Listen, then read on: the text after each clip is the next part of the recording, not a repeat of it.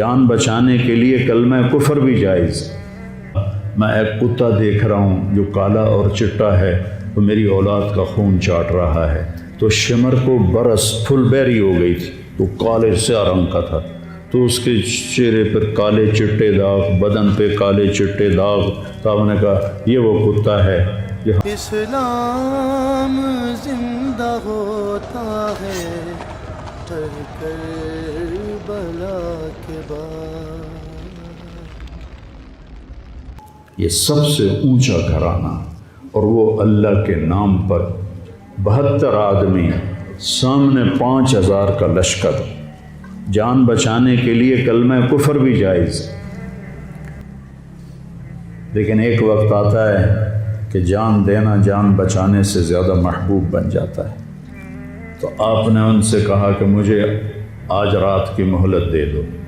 جمعرات کا دن تھا، تو انہوں نے سمجھا شاید یہ کل صلح کی بات کرے گا۔ جب شام ہوئی تو عصر ہوئی تو آپ خیمے کے باہر بیٹھے تھے، تو آپ کو نیند آ گئی، آنکھ کھلی تو آپ ہنسنے لگے۔ تو حضرت زینب نے پوچھا، بھائی یہ کوئی ہنسنے کا وقت ہے؟ تلواریں سر پہ چمک رہی ہیں۔ کہنے لگے، بہن اللہ کے نبی خواب میں آئے ہیں اور کہہ رہے ہیں بیٹا میں تمہیں لینے کے لیے آ چکا۔ جن کو لینے کے لیے نبی آئے، کیا پروٹوکول؟ آپ لوگوں یہ افسروں کے لیے پروٹوکول نہیں لگتا؟ کیا پروٹوکول لگا ہے کہ میرا نبی فرشتوں کے ساتھ، صحابہ کے ساتھ آ کے حسین کا استقبال کر رہا ہے۔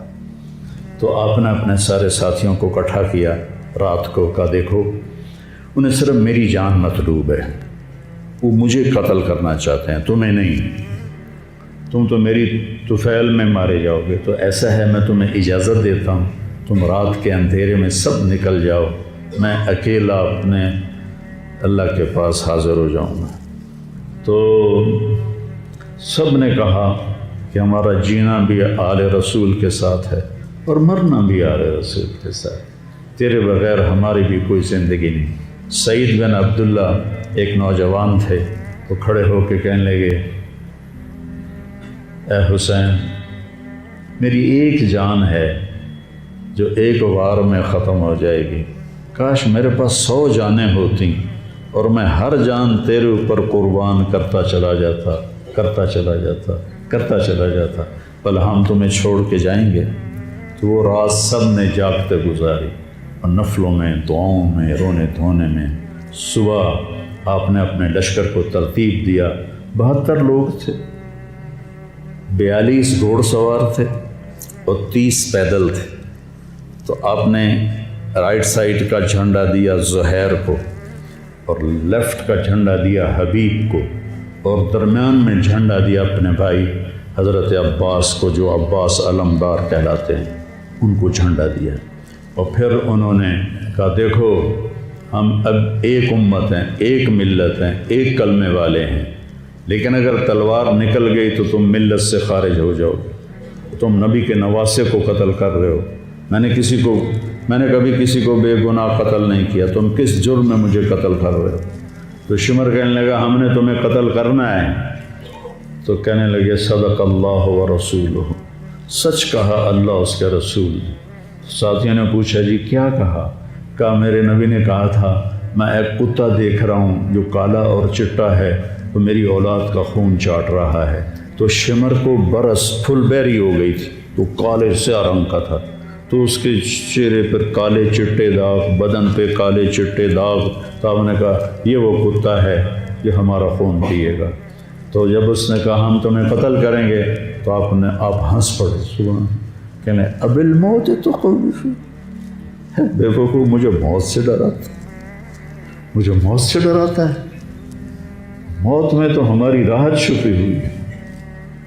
تو ایک ایک کر کے لوگ نکلنے شروع ہوئے، تو جو نکلے کوفی قتل ہو جائے، جو نکلے وہ کوفی قتل ہو جائے۔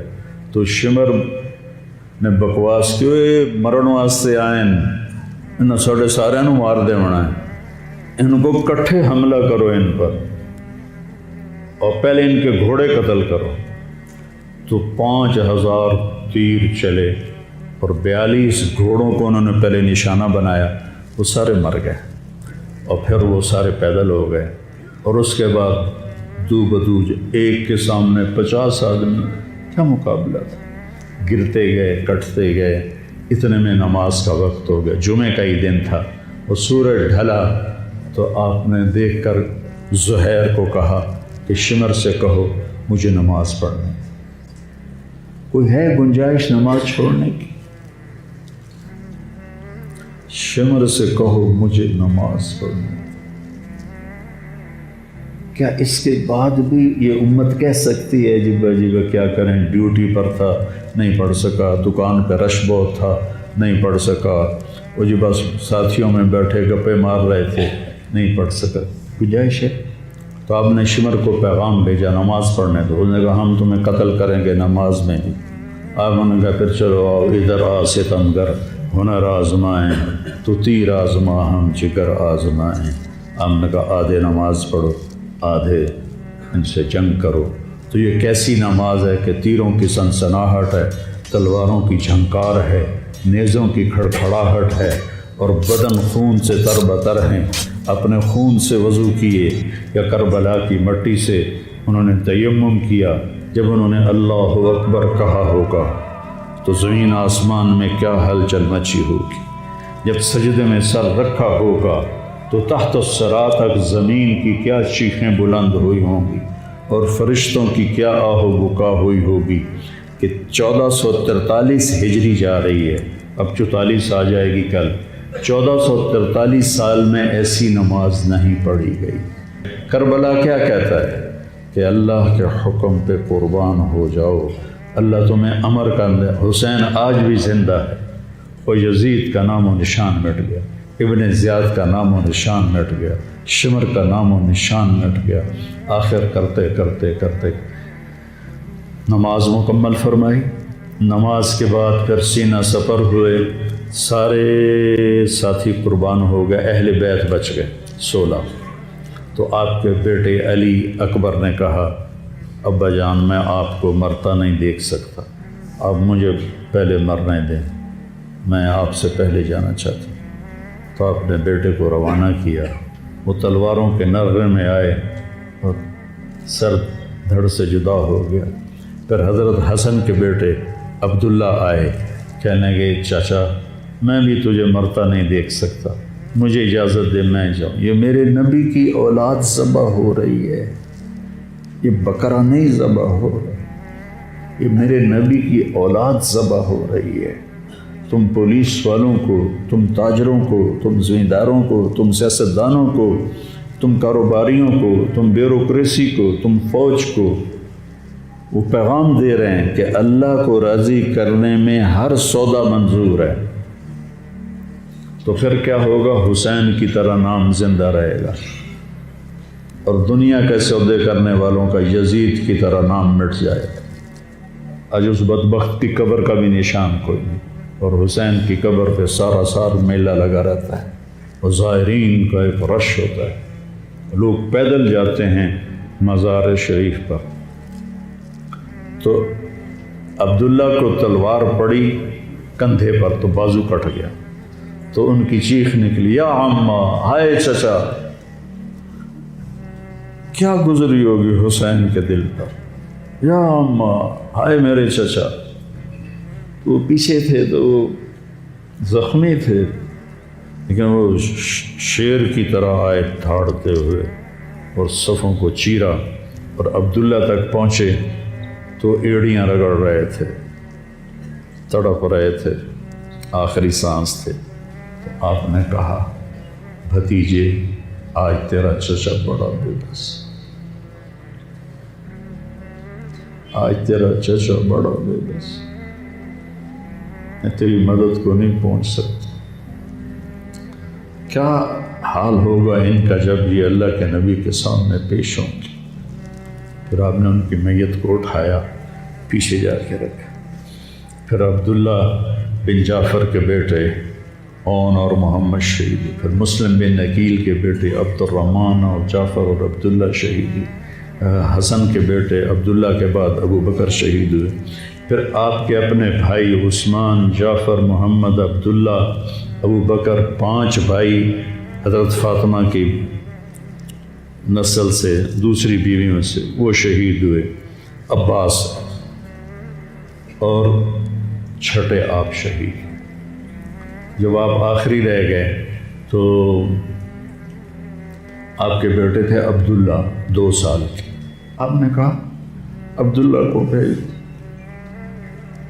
اس کو ایک دفعہ پیار کر، 2 برس کا بچہ، ہم نے اس کو سینے سے لگا، اس کو پیار کیا، اور اس کو جھولے میں بٹھا کے اس کو ایسے دیکھ رہے تھے کہ کوفی لشکر سے ابن الموکل ایک سپاہی تھا، اس نے نشانہ لگا کے جو تیر چلایا، تیر خطا بھی ہو سکتا تھا لیکن وہ یہاں آ کے لگا، یا اور گردن کے پار ہو گیا، اور عبداللہ کی چیخ بھی نہ نکل سکی اور یوں گردن ڈھلک گئی۔ یہاں میرے نبی کے نواسے پیمانہ لبریز ہو، آپ نے دونوں ہاتھ کر کے عبداللہ کا خون ایسے اپنی لب میں بھر لیا، اور پھر اس کو یوں آسمان کی طرف اٹھا کر کہا، تو راضی ہے تو میں بھی راضی، تو راضی ہے تو میں، ان سے بدلہ ضرور لینا۔ اس کے بعد کوئی مسلمان کہہ سکتا ہے کہ میں اولاد نو کتوں کھماؤں، ہیرا پھیری نہ کراں، جھوٹ نہ بولاں، رشوت نہ لواں؟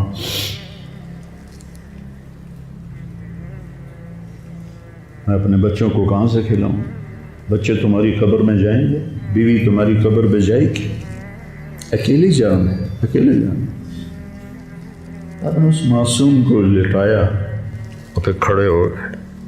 اب عصر کا وقت آ گیا تھا اور آپ ڈول رہے تھے زخموں کی وجہ سے۔ جس ہستی کے ایک ایک جسم کے حصے کو نبی نے چوما ہو، آج وہی جسم تیروں سے چھلنے تھی اور زخموں سے چور تھے، آپ ایسے ایسے ڈول رہے تھے اور لڑ رہے تھے۔ تو شمر نے کہا آگے بڑھو اور اس کا سر اڑا دو، تو کوئی ہمت نہیں کر رہا تھا، تو شمر نے پھر ان کو گالیاں دی۔ تو زرع بن شریک تمیمی وہ آگے بڑھا، اس نے آپ کے نیزہ مارا، یہاں نیزہ لگا، پار ہو گیا، تو آپ ایسے لڑکھڑاتے ہوئے گر پڑے۔ تو شمر نے کہا سر کاٹ دو، تو سنان بن ابی انس آگے بڑھا سر کاٹنے کے لیے، تو اس کے ہاتھ کانپنے لگے، پیچھے ہٹ گئے۔ تو خولہ بن یزید نے اس کو گالیاں نکالی اور آگے بڑھ کر خنجر نکالا، سر کاٹ۔ جس گردن کے بوسے میرے نبی نے لیے، اس کو یوں سینے سے لگایا تھا، اس کا سر کاٹ دیا، پھر 72 کے سر کاٹ دیا، 2 سال کے عبداللہ کا سر بھی کاٹ دی اور نیزوں پہ چڑھا دی اور لاش پہ گھوڑے دوڑا دی۔ تو جب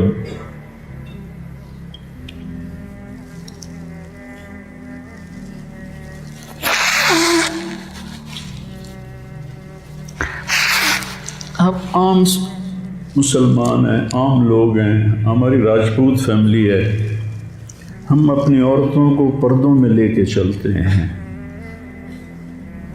غیر محرم سے بچاتے ہیں۔ میرے نبی کی بیٹیوں کو کھلا کوفیوں نے گھسیٹ، اور میرا رب دیکھ رہا، میرے نبی کی اولاد پیغام دے رہی ہے کہ اللہ سے غداری نہ کرنا، چند ٹکوں پر، چند دن کی زندگی پر اللہ سے غداری نہ کرنا۔ جب حضرت زینب نے ایسے دیکھا سر نیزوں پر لاشیں کٹی ہوئی، تو انہوں نے ایک مرثیہ پڑھا، واہ محمد واہ محمد صلی علیک الالہ وملک السماء، ھذا حسین بالورا مزمل۔ مقطع الآباء ومحمد ومحمد بناتك سبايا وذريتك مقتلة تصفي عليها الرياح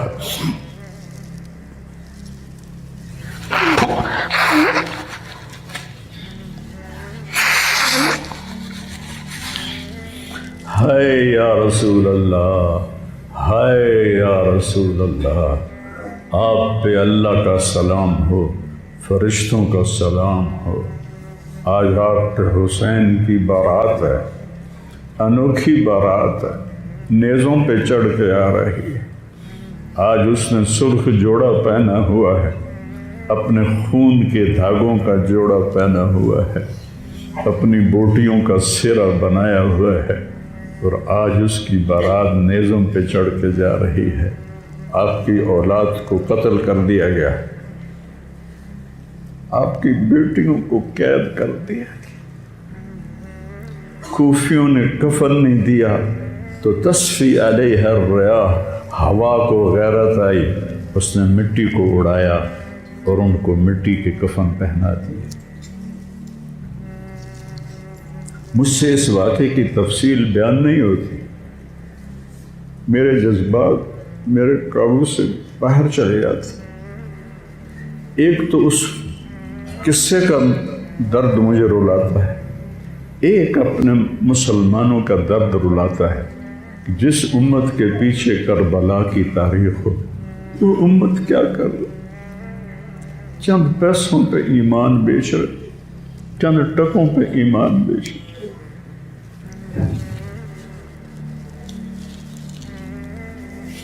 تو بھائیو،